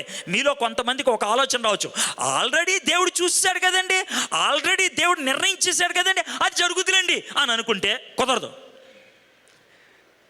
దేవుడు నిర్ణయించాడు, కానీ ఆ నిర్ణయాన్ని మనం అంగీకరించి ఆ నిర్ణయానికి అనుగుణంగా మనం జీవిస్తే, దేవుని నిర్ణయం మన నిర్ణయం కలిస్తే మనకి ఆనందం, దేవునికి సంతోషం. మన లైఫ్లో ఎందుకు ఆనందం ఉండదో తెలుసా? దేవుడు అనుకున్నది మనం చేయట్లేదు కాబట్టి, దేవుడు ఆశించింది మనం చేయట్లేదు కాబట్టి. అరే నువ్వు ఇక్కడ ఉండరా అని అంటారు, మనం అక్కడ ఉండకుండా యువతలకు వచ్చామనుకో, అది మన నిర్ణయం. మన యజమానుని యొక్క నిర్ణయం అయితే అక్కడ ఉండాలని, కానీ అక్కడ ఉండకూడదని ఇక్కడ ఉన్నాం. దాన్ని బట్టి నష్టం వస్తుంది, మన యజమానికి బాధ కలుగుద్ది, మనకి ఉపయోగం ఉండదు. మన లైఫ్లో చాలామంది నిరుపయోగంగా ఎందుకు కనబడుతున్నాయి తెలుసా? దేవుడు ఉండమన్న చోట మనం లేవు, దేవుడు చెయ్యమన్న పని మనం చేయట్లేదు, దేవుని చిత్తాన్ని మన జీవితంలో నెరవేర్చట్లేదు. అందుకనే అలా ఉంది. దేవుడు నిర్ణయించాడు, there is no doubt about it, కానీ దాన్ని మన జీవితంలో అన్వయించుకోవాలి. దానికోసమే మనం ప్రార్థన చేయాలి. ప్రభువా, నీ ప్రతిష్ఠిత నిర్ణయం ఏంటి? దేవునికి మనల్ని మనం ప్రతిష్ఠించుకున్నప్పుడు, ఇదిగో ప్రభా నేను ఇక్కడున్నాను, నన్ను వాడుకో అని అంటమే. PC వర్గీస్ అనేటువంటి ఆయన, నేను మారు మనసు పొందినటువంటి తొలి దినాల్లో నాకు చాలా పాఠాలు నేర్పించాడు. నాకు బాగా గుర్తు, 3 నెలలు అయింది నేను మారు మనసు పొందిన తర్వాత. దేవునిలో నెమ్మదిగా ఎదుగుతూ ఉన్నాను.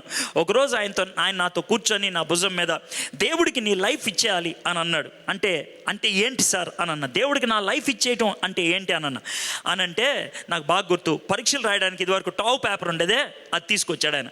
రూమ్లోకి వెళ్ళి టావ్ పేపర్ తీసుకొచ్చి పైన మాట రాయమన్నాడు, ప్రియమైన దేవునికి రాశాను. అదొకటే రాశాను, ప్రియమైన దేవునికి.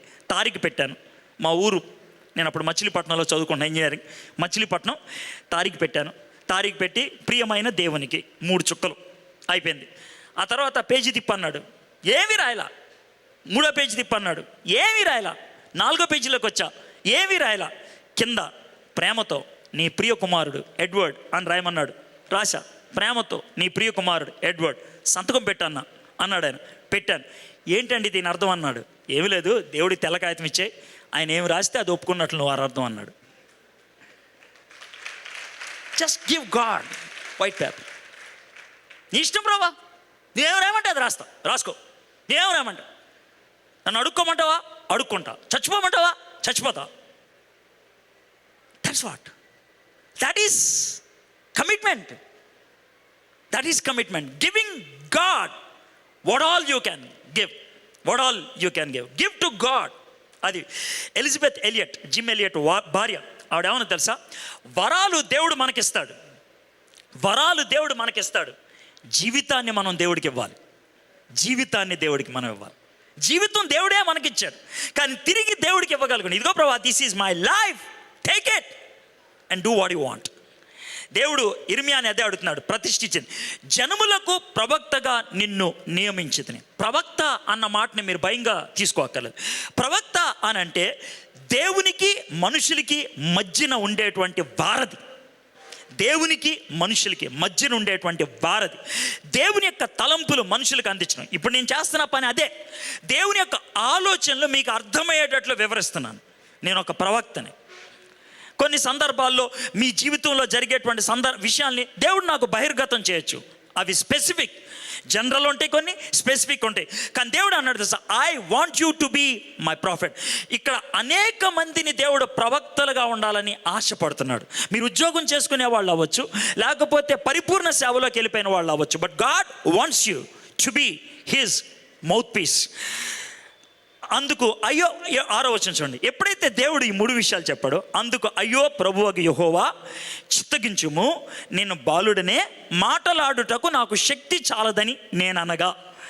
ఎప్పుడైతే దేవుడు ఇంత గంభీరమైనటువంటి మాటలు చెప్పాడో, 18-19 ఏళ్ల ఇర్మియా చాలా చక్కగా స్పందించాడు. నాకు బైబిల్ నచ్చుద్ది. ఎందుకో తెలుసా? బైబిల్లో భక్తులు పడినటువంటి పోరాటంగానే చూపించారు. ఎందుకు తెలుసా? ఆ పోరాటం నుంచి మనం నేర్చుకోవచ్చని. ఇప్పుడు దేవుడు నువ్వు నాకు పరిచర్యకి రావాలి అని అంటే మీలో కొంతమందికి మనం ఎక్కడ వస్తావులే అని ఆలోచన ఉండుంటుంది. మీకు మీ మైండ్లో మనం మనకి తా అంటే తూ రాదు, ప్రార్థన చేయడమే సరిగ్గా రాదు. మనకు వచ్చిన థాట్, మీకు వచ్చిన థాట్ అలాంటిది ఉండుంటుంది. మన ఇప్పుడు కాదులే, తర్వాత ఎప్పుడు చూడొచ్చులే. 10th క్లాస్ చదువుతున్నాను, నేను ఇంటర్మీడియట్ చదువుతున్నాను, ఇవో పెద్ద పెద్ద చాలా సీరియస్ ప్రసంగం చేస్తాడు, బుర్రలేదు దేనికి అనుకోవచ్చు నా గురించి. You what have thought. అందుకే నేను మాట వినిపిస్తాను. మీకున్న రియాక్షనే ఇర్మియాకు కూడా వచ్చింది. నేను ఆ బచ్చగాడిని ప్రభు నెక్కరేసుకుంటున్నాను. మొన్నే ప్యాంట్ మొత్తం కొత్తగా కొనుక్కున్నాను, ఫస్ట్ లైఫ్. మేబీ అలా అని ఉంటుంటాడు ఇర్మియా. నేను బాలుండే అని అంటే అర్థం ఏంటి అసలు? నేను బచ్చాగాడినే, ఆమె స్మాల్ కిడ్. నువ్వేంటి చాలా పెద్ద పెద్ద విషయాలు చెప్తున్నాను అన్నట్లను. నేను బాలుడే, అందుకు అయ్యో ప్రభా. అసలు రియాక్షన్ చూడండి, అయ్యో ప్రభా అనేది ఎలా? హోవా, అంత సీన్ లేదు మనకి. అదనమాట దేవుడితో ఆయన అన్నమాట. నాకు అంత సీన్ లేదు. అయ్యో ప్రభుకి యెహోవా, చిత్తగించుము, నేను బాలుణ్ణే, మాటలాడుటకు నాకు శక్తి చాలదు. 2 విషయాలు చెప్తున్నాడు. ఒకటి, నేను చిన్నోడిని. రెండోది, నాకు జ్ఞానం లేదు. ఒకటి, నేను చిన్నోడిని. రెండోది, నాకు జ్ఞానం లేదు. మీకు వచ్చేటువంటి అనుమానాలు కూడా ఈ 2. ఒకటి, నాకు వయసు లేదు. రెండోది, నాకు మనసు లేదు. ఒకటి, నాకు వయసు లేదు. రెండోది, నాకు మనసు లేదు. ఒకటి, నన్ను ప్రజలు అంగీకరించరు. రెండోది, నాకు చెప్పటం చేత కాదు. ఇవి ఆయనకున్నటువంటి ప్రశ్నలు. ఒక ప్రాబ్లం నాది, ఇంకో ప్రాబ్లం ప్రజలది. ఓ బచ్చాగాడు వచ్చి మాట్లాడుతుంటే కనుక ఎవడు నింటాడా? పారా అని అంటారు. నన్ను అలా కొట్టిపడేస్తారు ప్రభా, నేను చిన్న కుర్రోడిని. పోనీ వాళ్ళు వింటారు అనుకుంటే నాకు మాట్లాడటం చేత కాదు. So one is my problem, the other one is people's problem. మీరు కూడా దేవునికి ఉపయోగపడాలి అనుకున్నప్పుడు నాకో ప్రాబ్లం ఉంది ప్రభా, ప్రజలకో ప్రాబ్లం ఉంది. ఈ 2 ప్రాబ్లమ్స్ ఎలా సాల్వ్ చేస్తావు? యెహోవా నాకు ఇలాగూ సెలవిచ్చాను, నేను బాలుడిని అనవద్దు, నేను నిన్ను పంపు వారి వద్దకే నీవు పోవలను, నీకు ఆజ్ఞాపించిన సంగతులన్నీ చెప్పవలను, వారికి భయపడకము, నిన్ను విడిపించుటకు నేను నీకు తోడై ఉన్నాను. ఇది యెహోవా వాక్కు. ఎప్పుడైతే అలా అన్నాడో అప్పుడు ఇర్మియాకి దేవుడు 3 విషయాలు చెప్తున్నాడు. నేను చిన్నోడిని, నాకేం తెలియదు అని అనొద్దు. ఎందుకో తెలుసా? 3 విషయాలు నీకు చెప్పబోతున్నాను. యెహోవా నాకు ఇలాగ సెలవిచ్చును, నేను నిన్ను పంపు వారి వద్దకే నీవు పోవలను. Number 1, I will tell you where you have to go. I will tell you where you have to go. నీకు ఆజ్ఞాపించిన సంగతులన్నీ చెప్పవలను. I will tell you what you have to speak.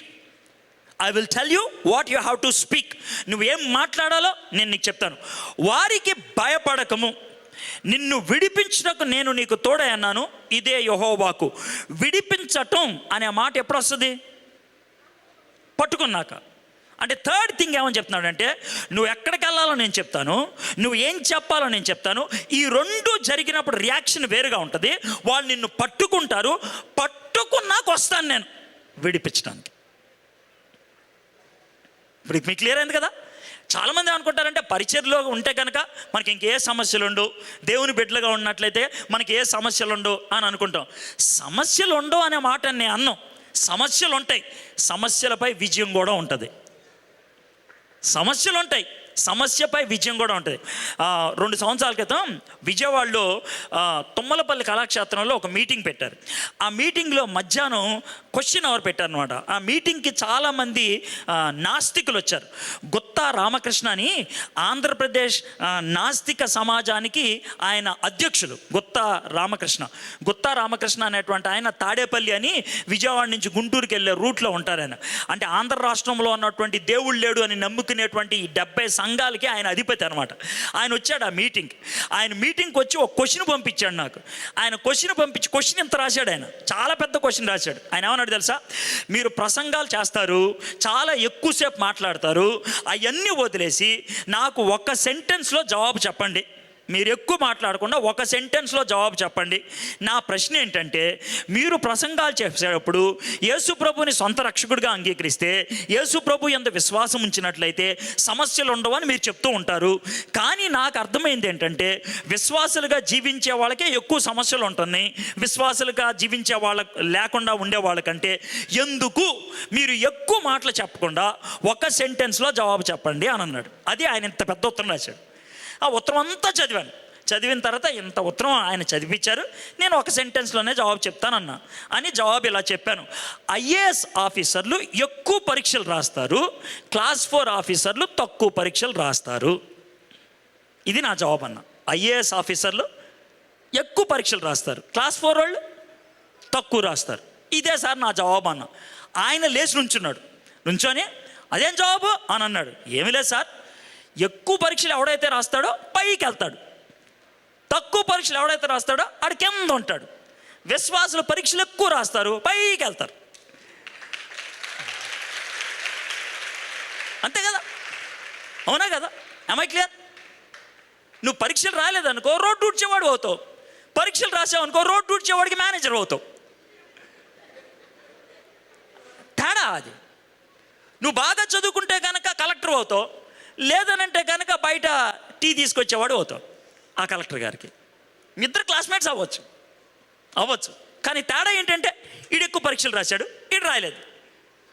ఇప్పుడు మీకు అర్థమైంది కదా? కాబట్టి విశ్వాస జీవితాల్లో ఇబ్బందులు రావటం అనేది, ఒడిదుడుకులు రావటం అనేది మంచిదా కాదా? మంచిది. ఎందుకు? ఎన్ని ఎక్కువ పరీక్షలు రాస్తే అంత పైకి వెళ్తాం, ఎన్ని ఎక్కువ పరీక్షలు రాస్తే అన్ని ప్రమోషన్లు ఉంటాయి, ఎన్ని ఎక్కువ పరీక్షలు రాస్తే అంత ఉన్నత స్థాయికి మనం వెళ్తాం. కాబట్టి ఇర్మియాతో దేవుడు ఏమన్నాడంటే, ఇదే నీ పరిస్థితి, నీకు ఇబ్బందులు వస్తాయి, నీకు శ్రమలు వస్తాయి, నీకు కష్టాలు వస్తాయి, కానీ గుర్తుపెట్టుకో ఆ పరిస్థితుల్లో నేను ఉంటాను. అంటే నువ్వు పరీక్ష రాయరా, నేను చిట్టి ఇస్తాను నీకు అన్నట్లు ఉంటుంది అనమాట. మీకు అర్థమయ్యే భాషలో నువ్వు పరీక్ష వెళ్ళు. మరి ఎలా ప్రభా, నేను సరిగ్గా చదవాలని చిట్టిని తీసుకొస్తానులే అంతే. నువ్వు కూర్చోంగానే నేను నీకు చిట్టి ఇస్తా, జస్ట్ దాన్ని కాపీ కొట్టేస్తే చాలు. అంటే ఊరినే సరదాగా మీకు అర్థం అవడం చెప్తున్నాను. సో దేవుడు ఆ విధంగా ఇర్మియాకి చెప్తా ఉన్నాడు. లాస్ట్ 2 వచనాలు ఈ చదివి ముగించుకుందాం.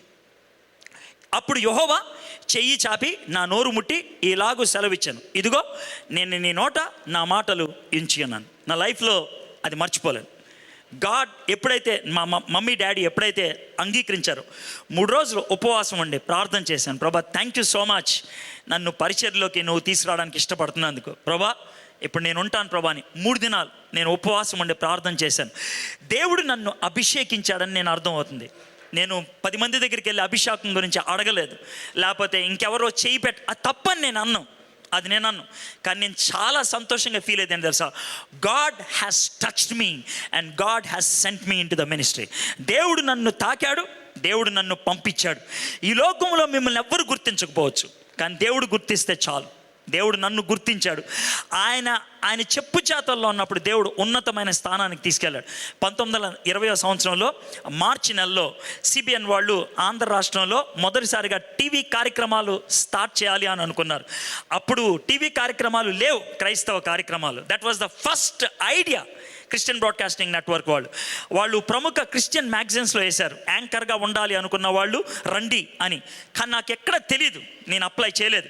మార్చి నెలలో రేపు ఇంటర్వ్యూస్ అని అంటే కాంతారావు అని సిబిఎన్లో కెమెరామ్యాన్గా ఉండేవాడు, ఆయన నాకు ఫోన్ చేశాడు, అన్నా నువ్వు అప్లై చేసావా అని అన్నాడు.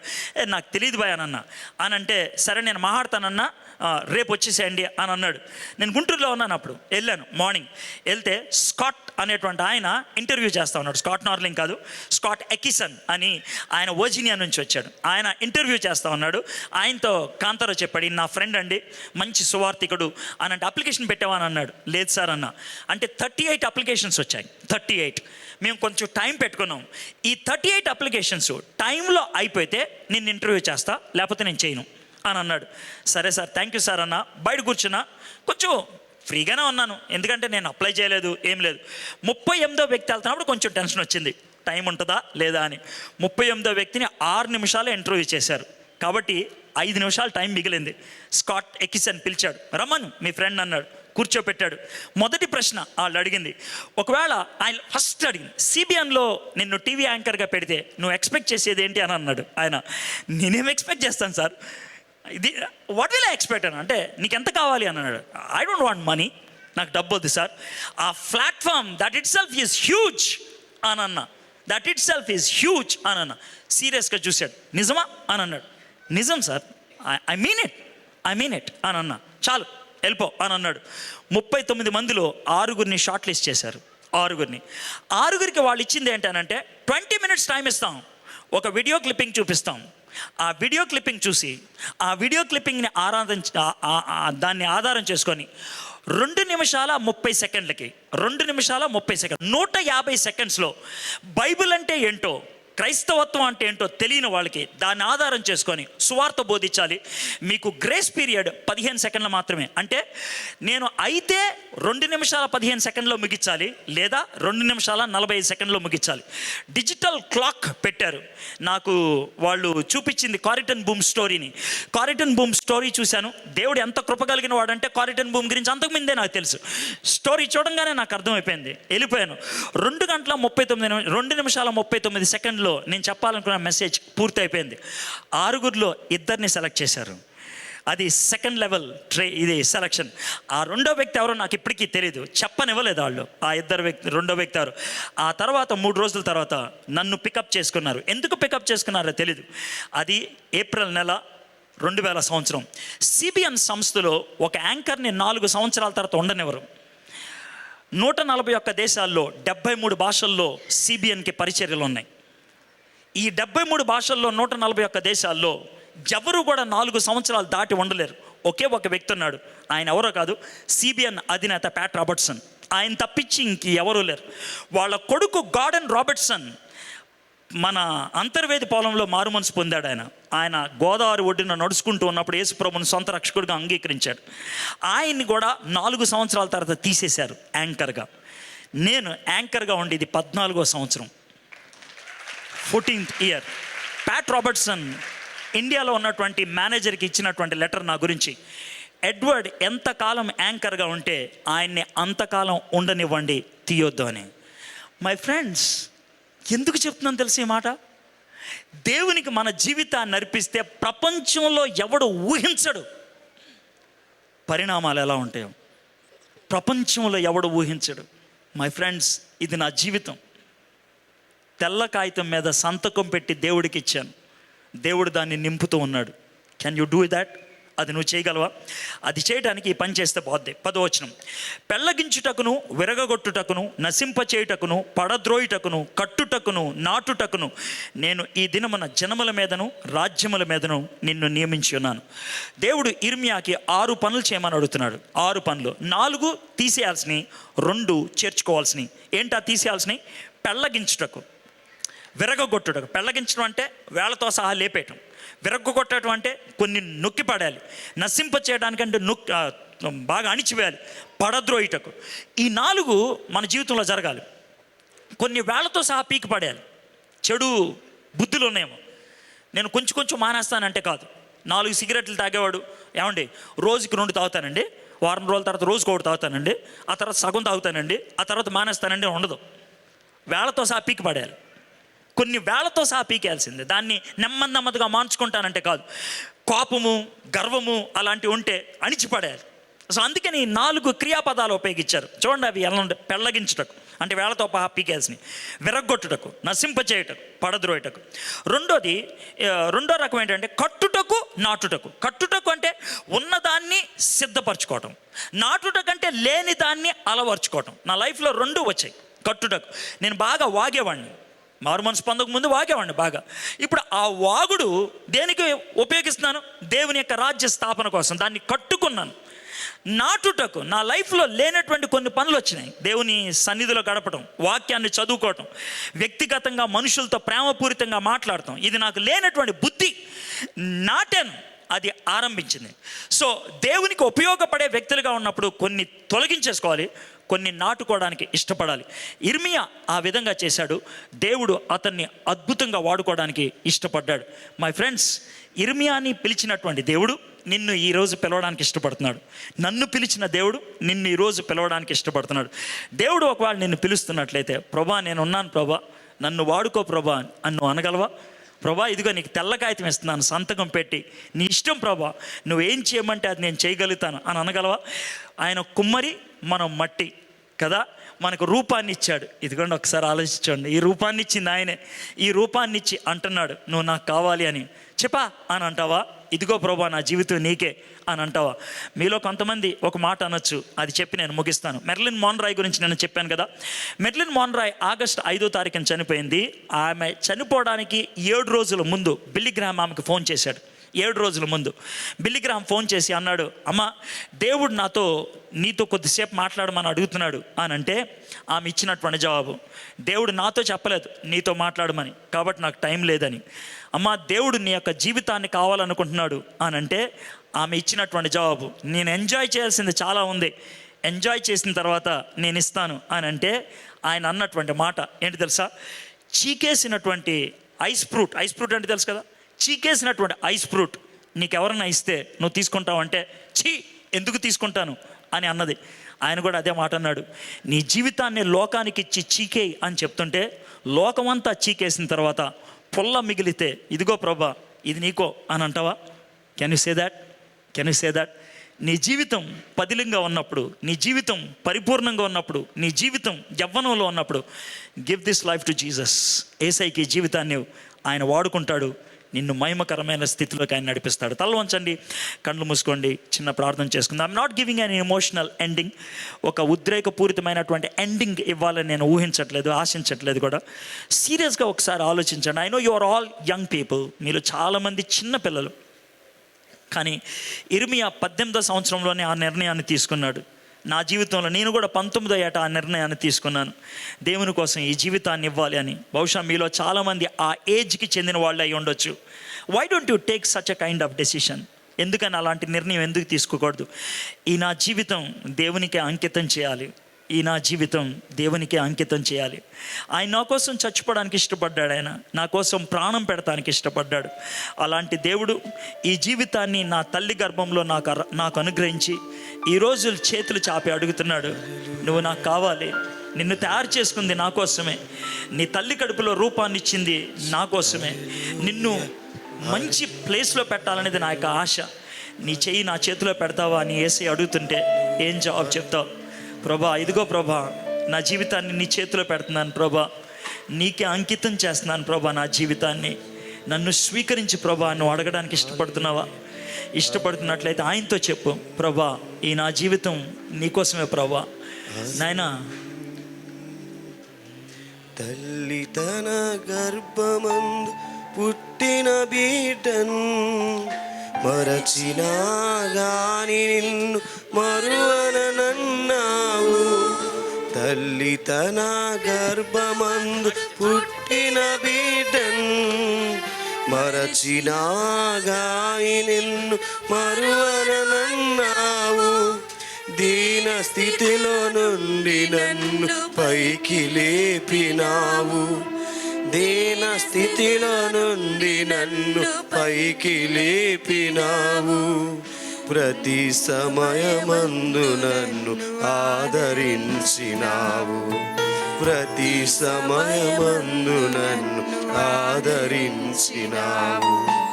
కృంగిన వేళ, కలత చెందిన వేళ, తొట్టిల్లు వేళ, ప్రతికూల వేళ,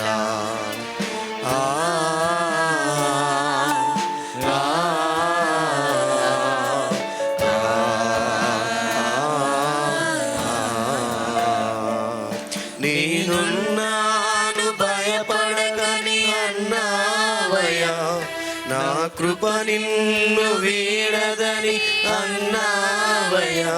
యేసయ్యా, యేసయ్యా, యేసయ్యా, యేసయ్యా, యేసయ్యా, యేసయ్యా, యేసయ్యా, యేసయ్యా.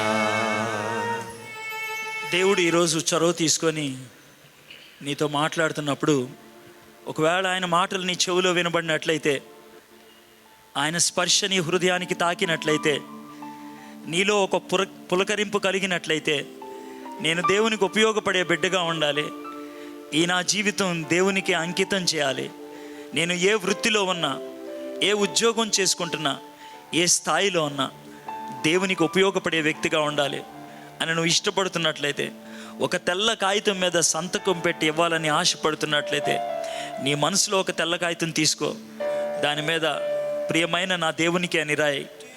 చివరి సంతకం పెట్టి, ఇదిగో ప్రభా, ఈ తెల్ల కాగితం నీకు ఇస్తున్నాను, నువ్వేం చెప్తే అది చేస్తాను ప్రభా, నువ్వేం చేయమంటే నేను అది చేస్తాను ప్రభా. ఈ మధ్యాహ్నం ఆ విధంగా నీ హృదయంలో చేయడానికి నువ్వు ఇష్టపడుతున్నట్లయితే, నేను అలా చేస్తున్నానండి, నా హృదయంలో నేను చేస్తున్నాను అని మీలో ఎవరన్నా చెప్పడానికి ఇష్టపడుతున్నట్లయితే, ఉన్న చోటన లేచి నిలబడండి, చిన్న ప్రార్థన చేసుకొని ముగించుందాం. దేవునికి ఉపయోగపడే వ్యక్తిగా నేను ఉండాలి, దేవుని చిత్తాన్నే నేను చేయడానికి నా జీవితాన్ని సమర్పించుకుంటున్నాను, దేవుని చిత్తాన్నే నా జీవితంలో నెరవేరాలి, దేవుని చిత్తమే నా జీవితంలో నెరవేరాలి, దేవునికే నా జీవితాన్ని అంకితం చేస్తున్నాను. ఆ విధంగా మీలో దేవునికి మీ జీవితాన్ని సమర్పించడానికి ఇష్టపడుతున్నట్లయితే, ఉన్న చోటన లేచి నిలబడండి, తల్ల ఉంచుకోండి, కళ్ళు మూసుకోండి, దేవునితో చెప్పండి, ఇదిగో ప్రభా, ఈ నా జీవితం నీకే ఇస్తున్నాను ప్రభా. నా తల్లి గర్భంలో నువ్వు నాకు రూపాన్ని ఇచ్చినటువంటి దేవుడివే, నన్ను ప్రతిష్ఠించినటువంటి దేవుడు ప్రభా. ఈరోజు ఇదిగో ప్రభా, నా జీవితాన్ని నీ చేతుల్లో పెడుతున్నాను ప్రభా. నీ ఇష్టం ప్రభా, నీ ఇష్టం, నీ ఇష్టం ప్రభా, నీ చిత్తం నెరవేర్చుకో ప్రభా.